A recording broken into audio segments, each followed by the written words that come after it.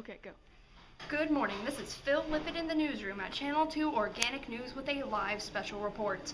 The Transport Protein Workers Union, or TPWU, has just held a press conference where they announced that they will strike as of midnight tonight.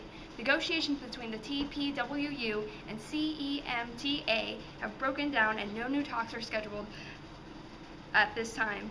Chloe Estrall is standing by the plasma membrane. Chloe, what's the latest? They will strike beginning at 12 midnight. What that means is that all transport through any type of transport protein, whether by diffusion, facilitated diffusion, or active transport, will be shut down at midnight. Is this my part? Yeah, keep reading. The phospholipids who are represented by a different union will remain on job. As a matter of fact, the phospholipids are directed behind me. You can probably hear them now because, as you know, when phospholipids are at work, they are constantly chattering and chanting. We are the phospholipids. We are part of the plasma membrane. We let some things through, but other things cannot. Some things can pass, other things cannot. Some things can pass, other things cannot. Camera moves back to Chloe Esterol. The phospholipid chants, of course, have to do with their selectively Some things can pass, Let me other redo things that. cannot. Some things can pass, other things cannot. The Some phospholipid things chants, can pass, of course, have to do other with their things cannot. selectively permeable. Okay. Permeable? You just Yeah, okay. The phospholipid chants, of course, have to do with their selectively permeable. Permeable? permeable. The selectively permeable.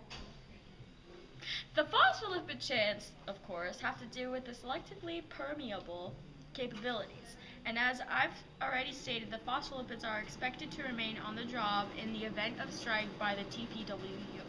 Now that TPWU is asking for better working conditions, they say they work long hours without a break.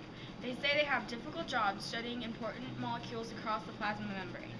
And quite frankly, they feel they are not adequately rewarded for their efforts.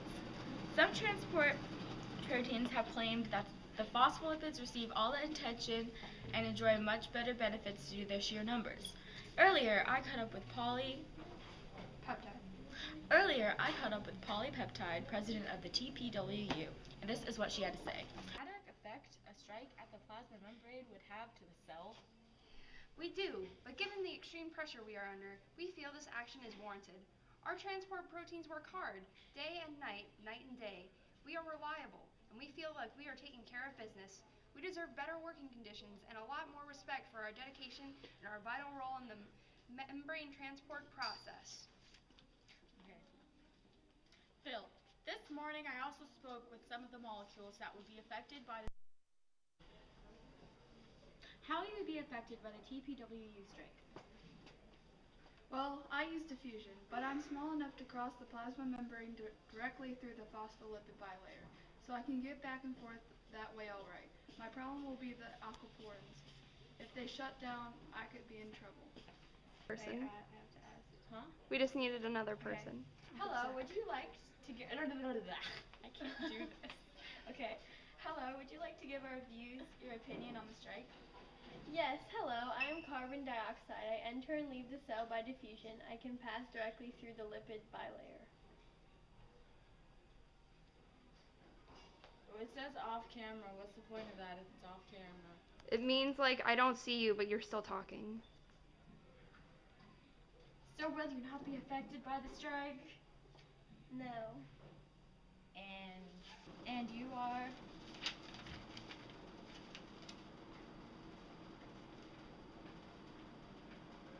I'm oxygen and I also enter and leave the cell by diffusion. I can pass directly through the lipid bilayer just like my friend CO2. We can pass at any time, yeah. Okay. High five each other. What is your name and how will you be affected by the strike? My name is Glucose. I will enter and leave the cell by facilitated diffusion, so I must have a transport protein to cross the plasma membrane. You know my transport protein recognizes me only and no one else. like I have my own personal entrance. All the glucose molecules do too. Okay, we need to. Go. And you? I'm an amino acid. I get across by facilitated diffusion. My transport protein knows me and lets me through like that. No one else uses my transport protein. I'm needed in there. A strike will be a real hardship. So, Phil, obviously a strike by the TPWU will be very disruptive to cellular activities. That can only be avoided with a return to the bargaining table. At this time, no messages are scheduled. This is Chloe Estral reporting live for Channel 2 Organic News. Back to you. Like go down a little because you're way taller than Megan. Thank you, Chloe. Now to get to an objective viewpoint on the consequences of the strike, we have with us by live feed Professor Cy Tosal of Cell University. Professor Tosal, welcome. We appreciate your taking your time to speaking with us today. Thank you, Phil. Glad to be here. Professor Tosal, can you explain to our viewers exactly what impact a strike by the TPWU will have on us, the cell, and its operations? Well, we know the strike will have a direct impact on several major functions within the plasma membrane. These functions include diffusion, facilitated diffusion, and active transport. How will diffusion be affected? I thought diffusion involved the phospholipids only, which are... I couldn't hold it in. Shh. How will diffusion be affected? I thought diffusion involved the phospholipids only, which are not part of the strike. First of all, diffusion is the passive movement of molecules from an area of high concentration to an area of low concentration. While it is true that diffusion can occur directly through the lipid region of the bilayer, some but not all substances cross that way. Most ions, for example, require a type of transmembrane protein called a pore or channel. They can't move directly through the phospholipids. Water, of course, is very important. Small amounts of water can pass directly through the phospholipids, which shift about due to the fluidic nature of the bilayer. Water also passes through aquaporins, special water channels that are transmembrane proteins. In fact, this is the main route for water entering and exiting the cell. The aquaporins are critical for osmosis to occur. What is osmosis exactly? Osmosis is the passive movement of water through the plasma membrane. It occurs to keep a constant balance of water in the cell relative to its environment. You mean water will move in and out of the cell depending on external conditions? Yes, if the cell is in hypertonic conditions, then there is too much of some substance, for example salt, outside of the cell, but not enough water. Therefore, water will leave the cell until a balance is achieved. If the situation is extreme, too much water may leave the cell and it will shrivel and die. We all remember the great dehydration scare a few years ago when a stomach virus took its toll after cellular communications far and wide. So what are the hypertonic conditions? Yes, of course the stomach virus was quickly eliminated, but osmosis is critical to maintaining water balance. Now under hypotonic conditions, we have the opposite situation. Excess water floods the cell, causing it to expand. Too much of this and the cell could burst, killing it instantly.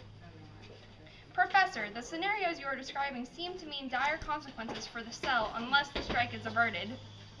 Yes, Phil, I would have to agree with your assessment. Ideally, we want isotonic conditions, which is a nice balance of water on both sides of the plasma membrane. To achieve that, the aquaporins must function properly. Is there anything else our viewers should know?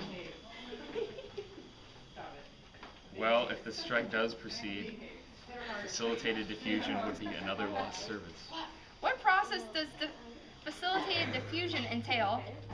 Facilitated diffusion is the passive movement of molecules across the plasma membrane that is aided by transport proteins. Without facilitated diffusion, large and important molecules like glucose and amino acids can't get into the cell. That would be very bad for obvious reasons. Professor, you've discussed so far have been described as passive movements. Why do you call them passive?